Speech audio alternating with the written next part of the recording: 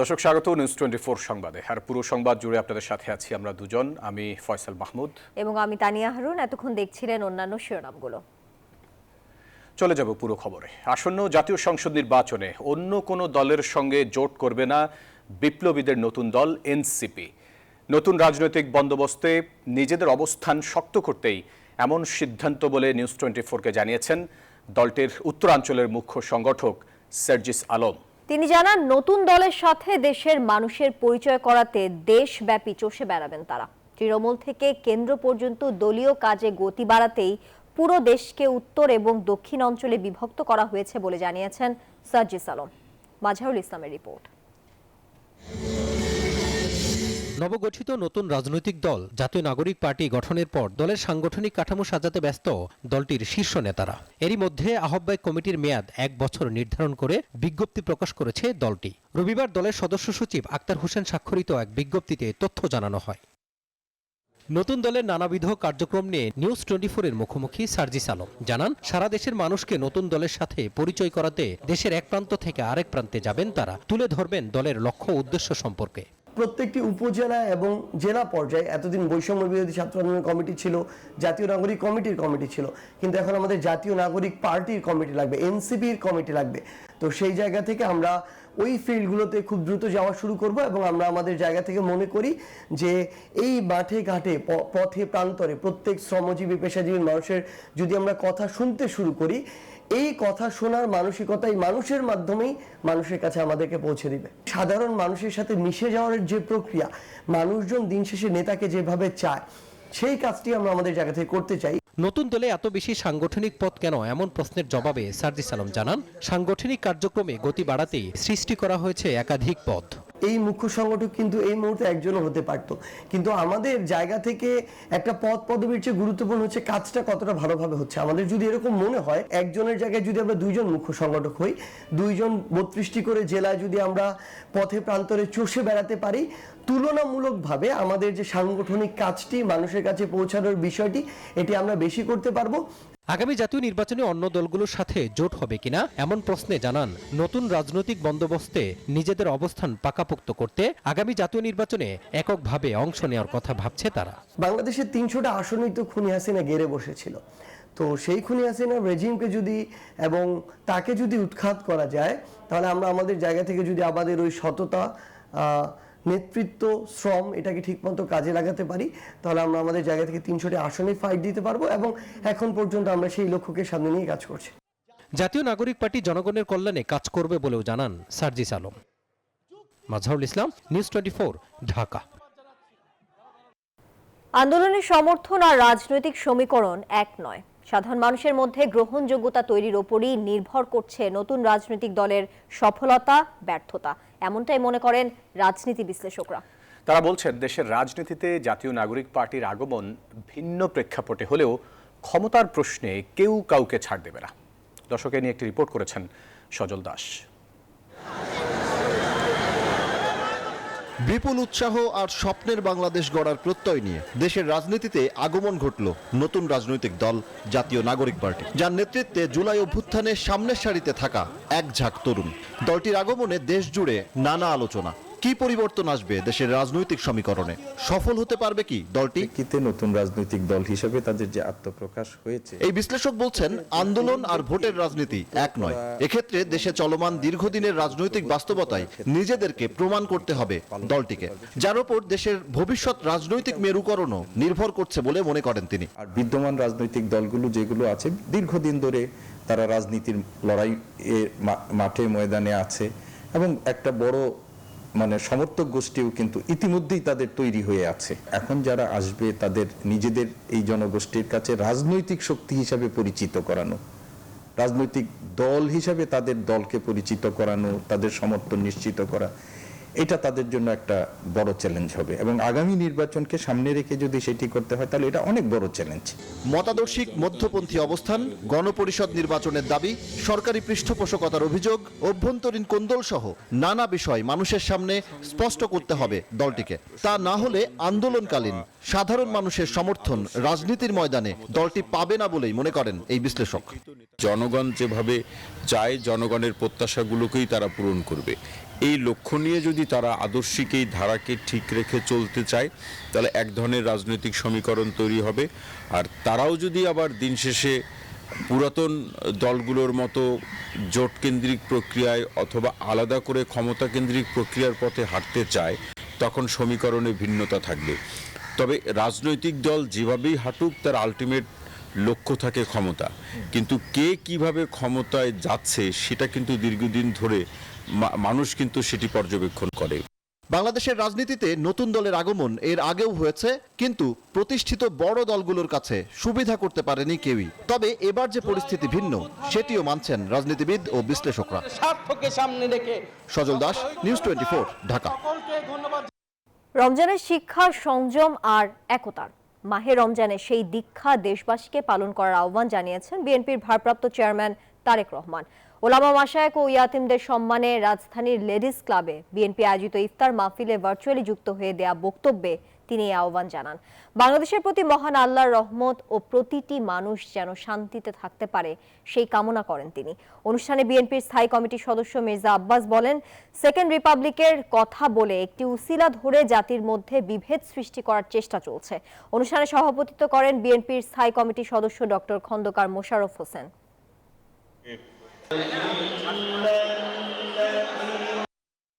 আল্লাহর দরবারে আমরা দোয়া চাই আমাদের এই যে প্রিয় মাতৃভূমি, যেটি আমাদের প্রথম এবং যেটি আমাদের শেষ ঠিকানা, সেই মাতৃভূমিকে যেন আল্লাহ একটি রহমত দেন, যে রহমতের কারণে আমরা প্রতিটা মানুষ, এই দেশের প্রতিটা মানুষ যাতে শান্তিতে আমরা থাকতে পারি, সেই রহমত যাতে আল্লাহ দেন। ডিসেম্বরের মধ্যে নির্বাচনমুখী সংস্কারগুলো আগে করার আহ্বান জানিয়েছেন বিএনপি স্থায়ী কমিটির সদস্য সালাউদ্দিন আহমেদ। তিনি বলেছেন, গণতান্ত্রিক সরকার প্রতিষ্ঠার স্বার্থেই দেশে দ্রুত জাতীয় নির্বাচন দরকার। রোববার দুপুরে জাতীয় প্রেস ক্লাবে এক আলোচনা সভায় তিনি এসব কথা বলেন।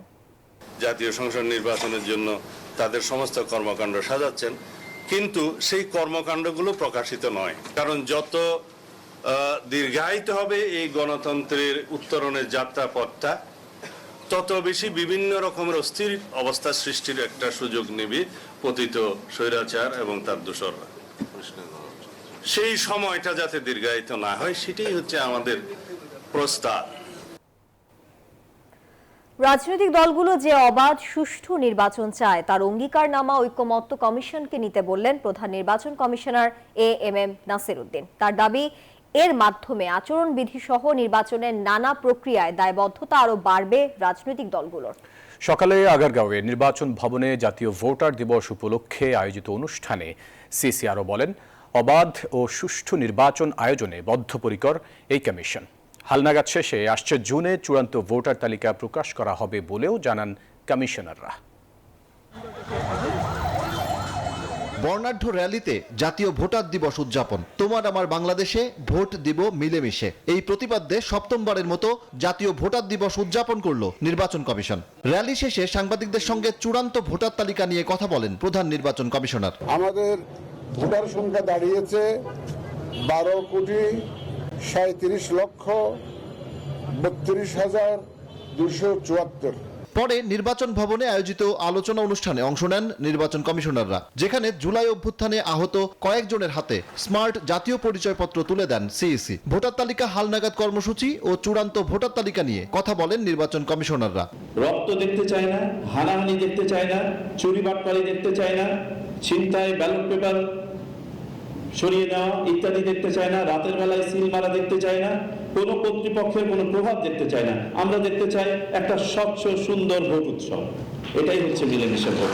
ভোটটা যদি সুষ্ঠু না হয় তাহলে যে তাদের যে উইল, তাদের যে ইচ্ছা, তাদের যে মতামত, সেটাও স্বচ্ছ হবে না। সুষ্ঠু ভোট আয়োজনে কমিশনের নানা প্রস্তুতির কথা তুলে ধরেন তারা। এ সময় সুষ্ঠু ভোটের স্বার্থে বদ্ধ ঘরে নয়, প্রয়োজনে খোলা মাঠে ভোট আয়োজনের প্রস্তাব দেন নির্বাচন কমিশনার তাহমিদা আহমদ। আমাদের নির্বাচন তো সাধারণত হয় স্কুল মাঠে, স্কুল কলেজ, এই ধরনের মাঠে, তাই না? তার তো একটা বাউন্ডারি থাকে, পাকা বাউন্ডারি থাকে, তার ভিতরের যে মাঠ, সেই মাঠে আমি সেটা করতে চাই। কি করা যাবে নাকি এটাকে পাগলামি মনে হয়? প্রধান নির্বাচন কমিশনার বলেন, ভোট কারচুপির মাধ্যমে মানুষের অধিকার হরণ দল বা দেশের জন্য ভালো ফল বয়ে আনে না। আগে এটা অধিকার হিসাবে চিন্তা করা গেছে, এখন এটা আমরা বলবো এটা দায়িত্বের মধ্যেও পড়ে। এখন দায়িত্বের মধ্যে ভোট কেন্দ্রে গিয়ে ভোট দেওয়া, এটা একটা বড় দায়িত্ব হিসেবে আমাদেরকে নিতে হবে। জুনের মধ্যে চূড়ান্ত ভোটার তালিকা প্রকাশ করবে কমিশন। ভোটের প্রতি মানুষের আস্থা ফিরিয়ে আনা এই কমিশনের প্রধান চ্যালেঞ্জ বলেও উল্লেখ করেন সিইসি। সজল দাস, নিউজ 24, ঢাকা। আইন নিজের হাতে তুলে না নিতে দেশবাসীর প্রতি আহ্বান জানিয়েছেন জামাতে ইসলামের আমির ডাক্তার শফিকুর রহমান। রাজধানীর মিরপুরে ওলামা ও এতিমদের সম্মানে ইফতার মাহফিলে এই আহ্বান জানান তিনি। বলেন, আইন নিজের হাতে তুলে নিলে সমাজে শৃঙ্খলা ফিরবে না। আওয়ামী সরকারের সমালোচনা করে তিনি বলেন, অতীতে দফায় দফায় আলেম ওলামাদের দিয়ে দেশের কারাগার ভর্তি করা হয়েছে। ডাকাত আর ধর্ষকরা স্বাধীনভাবে চলাফেরা করেছে। আয়নাঘরের মতো ন্যাক্কারজনক ঘটনা ঘটেছে এই সমাজে। জামাতে ইসলামী সমাজের কোনো ক্ষতির পক্ষে নয়। এতিমদের পাশে দাঁড়াতে সবার প্রতি আহ্বানও জানান তিনি।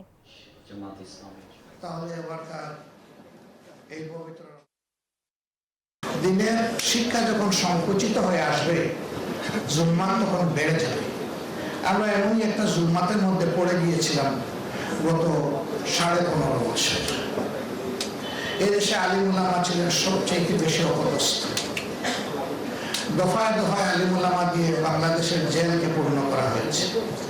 দাগি, খুনি, রাহাজানির নায়ক, ধর্ষক, চোর, বাটপা, লুটেরা, তারা বুক ফুলে দাপিয়ে বেড়াতো বাংলাদেশের রাজপথে। আর আলিম উলামা যারা মানুষকে সংশোধন করবেন, সমাজের ইসলাহ করবেন, তাদেরকে রাখা হয়েছে জেলে। শেখ হাসিনার আমলে সংগঠিত সব নৃশংসতা নথিভুক্ত করার উপর গুরুত্ব দিয়েছেন প্রধান উপদেষ্টা ডক্টর মোহাম্মদ ইউনূস। তিনি বলেছেন, এসব নথিভুক্ত না হলে সত্য উদ্ঘাটন এবং ন্যায় বিচার নিশ্চিত করা কঠিন হয়ে যাবে। রোববার রাষ্ট্রীয় অতিথি ভবন যমুনায় প্রধান উপদেষ্টার সঙ্গে দেখা করেন বাংলাদেশে নিযুক্ত জাতিসংঘের আবাসিক সমন্বয়কারী গুয়েন লুইস এবং তার কার্যালয়ে জ্যেষ্ঠ মানবাধিকার বিষয়ক উপদেষ্টা হুমা খান। তারা জানান, এই নথিভুক্তকরণ প্রক্রিয়ায় প্রযুক্তিগত সহায়তা দিতে প্রস্তুত জাতিসংঘ। বাংলাদেশে মানবাধিকার লঙ্ঘন নিয়ে জাতিসংঘের প্রতিবেদন দেয়ায় সংস্থাটিকে ধন্যবাদ জানান ডক্টর ইউনূস।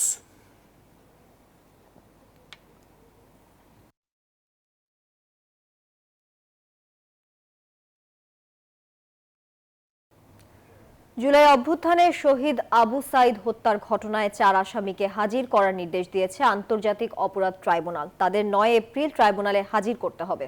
এদিকে চিফ প্রসিকিউটর জানিয়েছেন, ওই দিনের মধ্যেই মানবতা বিরোধী অপরাধের মামলাটির তদন্ত প্রতিবেদন দাখিল করা হবে।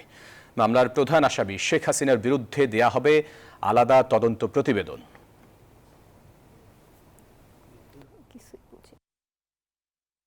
ছাত্র আন্দোলনের সময় রংপুরে পুলিশের গুলিতে নিহত হন বেগম রোকেয়া বিশ্ববিদ্যালয়ের শিক্ষার্থী আবু সাইদ। দিনটি ছিল গত বছরের 16 জুলাই। এই ঘটনায় আন্তর্জাতিক অপরাধ ট্রাইব্যুনালে মানবতা বিরোধী অপরাধের মামলা হয়। ট্রাইব্যুনালের প্রসিকিউশন জানিয়েছে, ঘটনায় সরাসরি যুক্ত ছিলেন সাবেক এএসআই আমির হোসেন ও কনস্টেবল সুজন চন্দ্র রায়। এছাড়া বেগম রোকেয়া বিশ্ববিদ্যালয়ের প্রক্টর শরীফুল ইসলাম, নিষিদ্ধ সংগঠন ছাত্রলীগের কর্মী ইমরান চৌধুরী আকাশ সহ আরও অনেকে ইন্ধন জুগিয়েছিলেন। এই আসামিদের গ্রেফতার দেখানো সংক্রান্ত একটি আবেদনের শুনানি ছিল রোববার। শুনানি শেষে এই 4 জনকে আগামী 9 এপ্রিল হাজির করার নির্দেশ দিয়েছেন ট্রাইব্যুনাল। শহীদ আবু সাইদ তিনি যখন শান্তিপূর্ণভাবে কোনো রকমের কোনো হুমকি সৃষ্টি না করে রাজপথে দাঁড়িয়ে 2 হাত বাড়িয়ে বুকটা চিতিয়ে দাঁড়িয়েছিলেন, সেই সময়ে তাকে পরপর বেশ কয়েকটি গুলি করে হত্যা করা হয়। যারা এই হামলার সাথে সরাসরি সম্পৃক্ত ছিলেন তাদেরকে আন্তর্জাতিক অপরাধ ট্রাইব্যুনালের মামলায় গ্রেপ্তার হিসেবে প্রদর্শন করার জন্য আজকে আমরা একটা আবেদন করেছিলাম। আদালত সেই গ্রেপ্তার দেখানোর আবেদন মঞ্জুর করেছেন। ট্রাইব্যুনালের চিফ প্রসিকিউটর বলেন, মামলার প্রধান আসামি শেখ হাসিনা, তার বিরুদ্ধে দেওয়া হবে আলাদা তদন্ত প্রতিবেদন। ক্রাইমস এগেইনস্ট হিউম্যানিটির মামলাতে কমান্ড রেসপন্সিবিলিটির কারণে আমরা প্রত্যেক ব্যক্তি কেন্দ্রিক ভাগ ভাগ করে মামলাটা করব। শেখ হাসিনার বিরুদ্ধে একটা আলাদাভাবে তদন্ত রিপোর্ট দাখিল হবে, কিন্তু সকল মামলার ঘটনার প্রধান আসামি শেখ হাসিনা। গত 13 জানুয়ারি 25 জনের বিরুদ্ধে আন্তর্জাতিক অপরাধ ট্রাইব্যুনালে অভিযোগ দায়ের করে শহীদ আবু সাইদের পরিবার। আব্দুল্লাহ মামুন, নিউজ 24, ঢাকা। একটা বিরতির সময় হলো। ফিরছি আরো খবর নিয়ে, সাথেই থাকুন। স্বাগত আরো একবার। দেখছেন নিউজ 24 সংবাদ। প্রথম রোজায় জমজমাট রাজধানীর ইফতার বাজার। রমজান মাস এলেই পুরান ঢাকার চকবাজার যেন এক ভিন্ন রূপে সেজে ওঠে। তবে স্বাদের পাশাপাশি এর মান নিয়ে এখন উঠেছে প্রশ্ন। এদিকে রোজার প্রথম দিনে চট্টগ্রামেও নানা রকম ইফতারের পসরা সাজিয়ে বসেছে দোকানিরা। এক পাশে জালি কাবাব, সুতি কাবাব, অপর পাশে জিলাপি, দই বড়া, ঠিক কাছেই রয়েছে হালিম, রোল, সমুচা, পেঁয়াজু, বেগুনি, আলুর চপ। তালিকা যেন শেষ হওয়ার নয়। একটু সামনে এগুলোই দেখা মিলবে প্রায় 120 বছর পুরনো বিখ্যাত ইফতার আইটেম বড় বাপের পোলায় খায়, ঠোঙায় ভৈরা লইয়া যায়। বড় বাপের পোলায় খায় এই পদটি চকবাজারের ইফতারের অবিচ্ছেদ্য অংশ। গরুর মাংস, ডিম, সুগন্ধি চাল এবং নানা মশলার মিশ্রণে তৈরি এই খাবারটি স্বাদে অতুলনীয়। দাম একটু বেশি হলেও এর কদর কমেনি এতটুকু। বড় বাপের পোলায় খায়, কাবাব কিনলাম, আরো কয়েকটা আইটেম কিনলাম নতুন নতুন, মানে যেটি ভাইরাল টাইপের। রমজান মাস এলেই পুরান ঢাকার চকবাজার যেন এক ভিন্ন রূপে সেজে ওঠে। শুধু পুরান ঢাকা নয়, দূর দূরান্ত থেকেও মানুষ ছুটে আসেন এই শাহী ইফতারের স্বাদ নিতে। ওল্ড ঢাকার মধ্যে এটাই সবচেয়ে বেস্ট, ভালো খাওয়া দাওয়ার খুব ভালো। আমরা ইউটিউবে দেখে আমাদেরকে ভালো লাগছে, দেখা খুব মানে খাওয়ার ইচ্ছা হয়েছে, এজন্য এখানে চলে আসছি। আমি কোয়েল পাখি কিনলাম 4টা, একটা মুরগি কিনলাম আর 2টা স্পেশাল নান। এই জায়গাটা বলতে এটা ভাইরাল জিনিস, সব হলো ঢাকায়া। এখানে কোনো বাইরের কোনো ইফতার নেই, সব নিজস্ব স্থানীয় সব ইফতারি জায়গা পাওয়া যায়। এই বাজারের সবচেয়ে আকর্ষণীয় দিক হলো এর ঐতিহাসিক প্রেক্ষাপট। স্থানীয় প্রবীণ ব্যবসায়ীরা জানান, মুঘল আমলে এই বাজারের গোড়াপত্তন। সময়ের সঙ্গে সঙ্গে খাবারের ধরনে পরিবর্তন এলেও ঐতিহ্য আজও অটুট রয়েছে। এটা আসলে মূলত আমাদের ব্যবসার কোনো কিছু না, আমরা অন্য ব্যবসা বাণিজ্য করি। এটা আমাদের জাস্ট একটা পুরোনো পরম্পরা। এইরকম এত সুন্দর একটা বাজার বছরে একবার মিলে, আমরা জাস্ট এটা একটা এনজয়ের মাধ্যমে দেখি ভাই। আমরা আগের দামে দিচ্ছি, কিন্তু আমরা যে আরো কিছু কেনা, যেমন মাল সামানে কিনতে গেলে গতবার 6 বছর 20 টাকা 10 টাকা সবকিছুর দাম বেশি আছে। এখানে লেগ পিস, চিকেন, কোয়েল পাখি, ডানা পরোটা, চিকেন পরোটা আর কিমা পরোটা আর এই আপনার নান রুটি। তবে যানজট ও অপরিচ্ছন্নতা নিয়ে কিছুটা ক্ষোভ প্রকাশ করেন কেউ কেউ। মানুষ দাঁড়াইতে পারতেছে না, দাঁড়া একটা জিনিস নিতে পারতেছে না, সেজন্য জিনিস বেচা কিনা হতেছে না। অনেক ক্রাউড, ভিড়ে ঠেলায় আর কি কিনবো, শুধু ধাক্কা ধাক্কাই খাইতে হইতেছে। চকবাজারের ব্যবসায়ীরা জানান, তারা ঐতিহ্য ধরে রাখার পাশাপাশি খাবারের মান বজায় রাখতে চেষ্টা করেন। এ সময় ভেজাল খাদ্য পরিহার করে স্বাস্থ্যকর উপায়ে খাবার তৈরির দিকে তাদের সতর্ক করতে দেখা যায় নিরাপদ খাদ্য অধিদপ্তরকে। এই বছর আমরা জরিমানা না করলেও তাদের মানে মাল যদি খারাপ পড়ে আমরা তৎক্ষণিক আমরা মাল নষ্ট করে ফেলবো এবং আইনগতভাবে যেটা শাস্তি ওটা করার ব্যবস্থা করব এবং কালকে থেকে এটা চালু। শত শত বছর ধরে জনপ্রিয়তার শীর্ষে উঠেছে চকবাজারের এই শাহী ইফতার বাজার। স্বাদে অদ্বিতীয় হলেও এর মান নিয়ে কাজ করা প্রয়োজন বলে মনে করছেন ক্রেতা বিক্রেতারা। রোজার প্রথম দিনে চট্টগ্রামে নানা রকম ইফতারের পসরা সাজিয়ে বসেছে দোকানিরা। এমনকি চট্টগ্রামের ঐতিহ্যবাহী মেজবানি গরুর মাংস ও গরুর নলা, খাসির তেহারিও রয়েছে ইফতারের আইটেমে। তবে প্রথম রোজা হওয়ায় ক্রেতারা দুপুর থেকে ভিড় করছে ইফতারের দোকানে। 4:30টার আগেই বেশিরভাগ ইফতারের আইটেম বিক্রি শেষ হয়ে যায়। আল মোহাইমিনুল খান, নিউজ 24। মুঘল ও শাহী খাবারের সমারোহ নিয়ে নভেম্বরের মতো সেজে উঠেছে আইসিসিবি ইফতার বাজার। প্রথম রমজানে পুরান ঢাকার ঐতিহ্যবাহী ইফতারের স্বাদ নিতে আইসিসিবিতে ভিড় ছিল ক্রেতাদের। সবাই কিনেছেন পছন্দের খাবার। নতুন আমেজে এবারে ইফতার বাজারের নাম দেয়া হয়েছে মুঘলি মজলিস। শুরু হলো পবিত্র মাহে রমজান মাস। রোজায় ইফতারের কথা আসতেই মুখে আসে পুরান ঢাকার ঐতিহ্যবাহী মুখরোচক খাবারের নাম। সেই ঐতিহ্যবাহী খাবারের সমারোহ নিয়ে রাজধানীর আইসিসিবিতে জমে উঠেছে ইফতার বাজার। প্রথম রমজান থেকে 27 রমজান 20টি স্টল নিয়ে সেজেছে এবারের ইফতার বাজার, যেখানে পসরা বসেছে নানান খাবারের। উল্লেখযোগ্য খাবারের মধ্যে রয়েছে কাচ্চি তেহারি, হালিম, কাবাব, বিভিন্ন চপ, জুস, রসমালাই, জিলাপি সহ নানান খাবার। রমজানের প্রথম দিনে ক্রেতাদের ভিড় চোখে পড়ার মতো। ক্রেতারা বলছেন, ইফতারের মেনুতে ভিন্নতা আনতে পুরান ঢাকার বিকল্প আইসিসিবির ইফতার বাজার। এছাড়া খাবারের স্বাদ এবং মান নিয়ে সন্তুষ্ট ক্রেতারা, খুশি বিক্রেতারাও। ইফতারিগুলো অনেক ভালো, ফ্রেশ। প্রত্যেক বছর এখান থেকেই নেওয়া হয়, তো আলহামদুলিল্লাহ সবকিছু পাওয়া যায়। স্টলের যে ফুড আইটেমগুলি আছে এগুলির ভিতরে ক্রেতাদের খুবই চাহিদা আছে। আয়োজকরা জানান রোজায় যাতায়াতের ভোগান্তি কমাতেই উত্তর নগরবাসীদের জন্য প্রতি বছর এই ইফতার বাজারের আয়োজন করা হয়। আমাদের পুরান ঢাকার যেহেতু ঐতিহ্যবাহী যত আইটেমগুলো আছে ওই আইটেমগুলো আমরা সবগুলো এখানে অ্যাভেলেবল করার চেষ্টা করেছি। রমজানের শুরুর দিনে জমজমাট হয়ে উঠেছে আইসিসিবির ইফতার বাজার। এই ইফতার বাজার চলবে বিকাল 4টা থেকে ভোর 4টা পর্যন্ত। ফারজানা রিয়া, নিউজ 24, ঢাকা। রাজধানী ঢাকা সহ দেশের আইন শৃঙ্খলা পরিস্থিতির উন্নয়নে এক গুচ্ছ সিদ্ধান্ত নিয়েছে স্বরাষ্ট্র মন্ত্রণালয়। সেগুলো বাস্তবায়নে মন্ত্রণালয়ের পক্ষ থেকে নিয়মিত মনিটরিং করা হচ্ছে। রোববার স্বরাষ্ট্র মন্ত্রণালয়ের জনসংযোগ কর্মকর্তার স্বাক্ষরিত বিজ্ঞপ্তিতে এই তথ্য জানানো হয়েছে। 23 ফেব্রুয়ারি রাতে রাজধানীর মোহাম্মদপুরে এভাবেই ছিনতাইকারীর কবলে পড়েন এক নারী। একই রাতে বনশ্রীতে ফিল্মি কায়দায় স্বর্ণ ব্যবসায়ীকে গুলি করে লুট করা হয় নগদ টাকা ও স্বর্ণ। আইন শৃঙ্খলা পরিস্থিতি অবনতির পাশাপাশি এসব ঘটনা নিয়ে শুরু হয় ব্যাপক সমালোচনা। পরিস্থিতি স্বাভাবিক করতে নতুন নতুন কৌশল অবলম্বন করে স্বরাষ্ট্র মন্ত্রণালয়। Operation devil hunt, all out অ্যাকশনের পাশাপাশি বিশেষ টহল জোরদার করে আইন শৃঙ্খলা বাহিনী। এবার পরিস্থিতির উন্নয়নে স্বরাষ্ট্র মন্ত্রণালয় কর্তৃক 16টি পদক্ষেপ নেওয়া হয়েছে।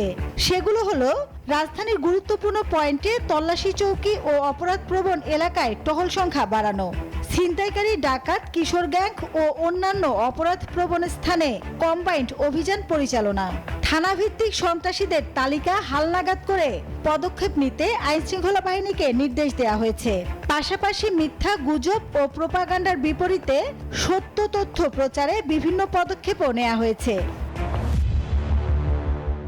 মামলা যাচাই বাছাই করে প্রকৃত অপরাধীদের শনাক্তকরণে জেলা ও মেট্রোপলিটন পর্যায়ে মামলা মনিটরিং কমিটি গঠন করা হয়েছে বলেও জানিয়েছে স্বরাষ্ট্র মন্ত্রণালয়। মাসুদা লাবনী, নিউজ 24, ঢাকা। বাংলাদেশ কোস্টগার্ড এবং অস্ট্রেলিয়ান হাই কমিশনের আয়োজনে ইনভেস্টিগেটিভ ইন্টারভিউ কোর্স নামে একটি বিশেষ কর্মশালা শুরু হয়েছে। রোববার রাজধানী গুলশানের একটি হোটেলে এর উদ্বোধন করেন কোস্টগার্ডের মহাপরিচালক রিয়ার অ্যাডমিরাল মোহাম্মদ জিয়াউল হক। তিনি জানান, বাহিনীর কর্মকর্তাদের দক্ষতা বাড়িয়ে আরও আত্মবিশ্বাসী করে তুলতে এই আয়োজন। কর্মশালায় অংশ নেওয়া অতিথিরা বলেন, সঠিক তথ্য উপস্থাপনের মাধ্যমে বিচার কাজ পরিচালনায় প্রশিক্ষণটি গুরুত্বপূর্ণ ভূমিকা রাখবে।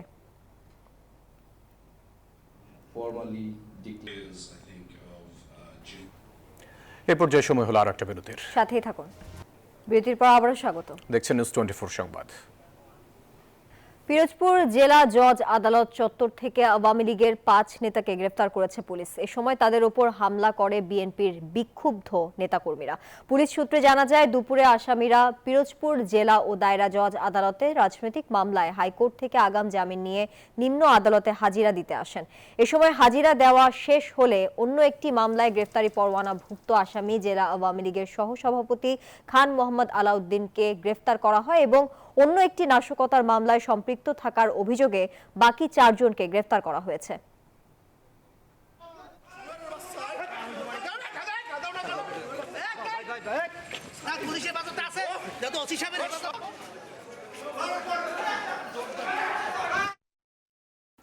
দর্শক, এই ছিল সংবাদে। এতক্ষণ সঙ্গে থাকার জন্য সবাইকে ধন্যবাদ।